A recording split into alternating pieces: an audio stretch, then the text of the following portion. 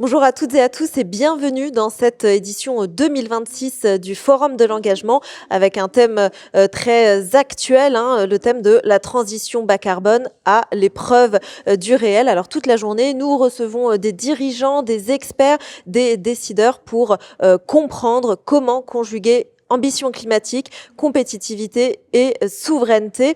Et pour illustrer tous ces sujets, j'ai le plaisir de recevoir Émilie Alberola. Bonjour. Bonjour.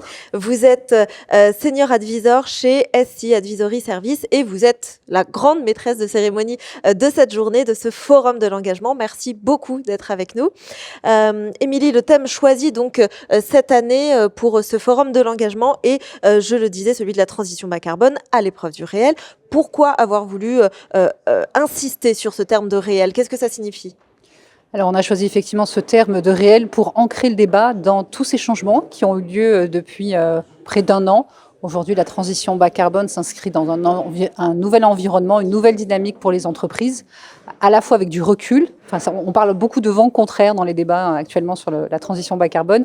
Donc, à la fois avec un certain recul, et notamment on parle du recul des réglementations au niveau européen, mais également des changements au niveau des tensions géopolitiques, de la crise en Ukraine. On a désormais la crise et la guerre au Moyen-Orient. On a eu également des réactions américaines sur le volet économique. Voilà, un certain nombre de bouleversements dans le monde géopolitique qui, en fait, ont, pour certains, accéléré plutôt le passage et l'accélération de la mise en place de la transition bas carbone.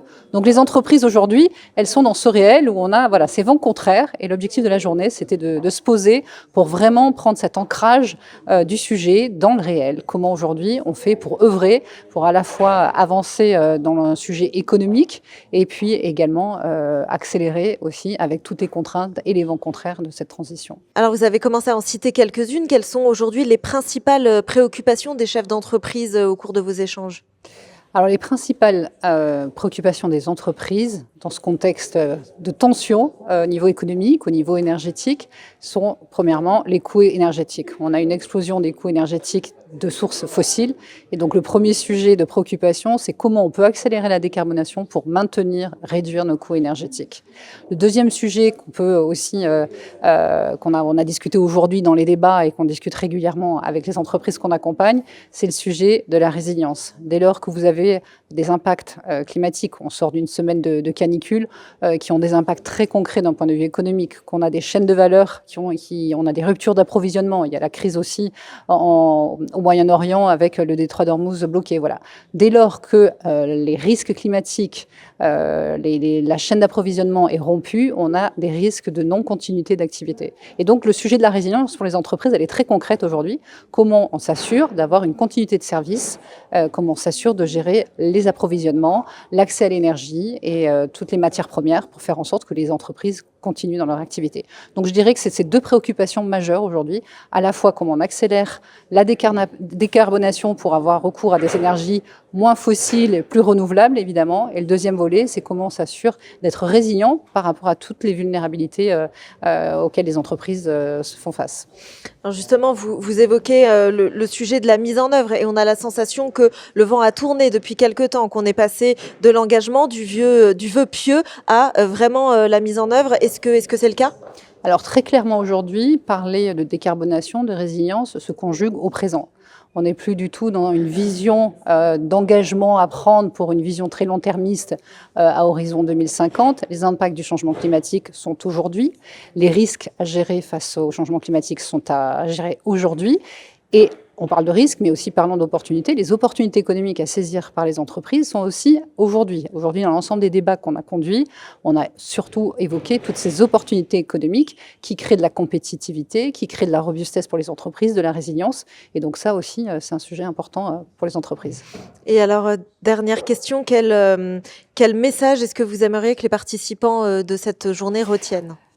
Alors, au terme des débats, je dirais qu'il y a 3 messages clés qui me semblent importants, qui ont été débattus par tous. Le premier, c'est que finalement, on se rend compte que la transition, elle est en marche. Elle est complexe, elle est difficile à mettre en œuvre, mais elle est réelle, à la fois dans les chaînes de valeur, dans les usines, au niveau des clients. Voilà, l'ensemble des parties prenantes avancent sur ce sujet. Elle est complexe parce qu'elle nécessite des arbitrages exigeants, des plans d'investissement. Donc, elle est exigeante, cette transition, mais elle est déjà en œuvre.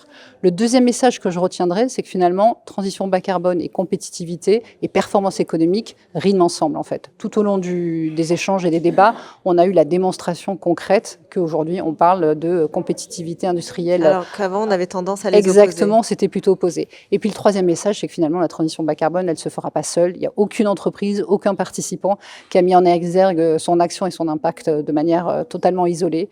Donc très clairement, il faut embarquer tout le monde, évidemment des financeurs, des clients, des fournisseurs et des entreprises, les salariés. On a parlé aussi de leadership incarné au sein des organisations.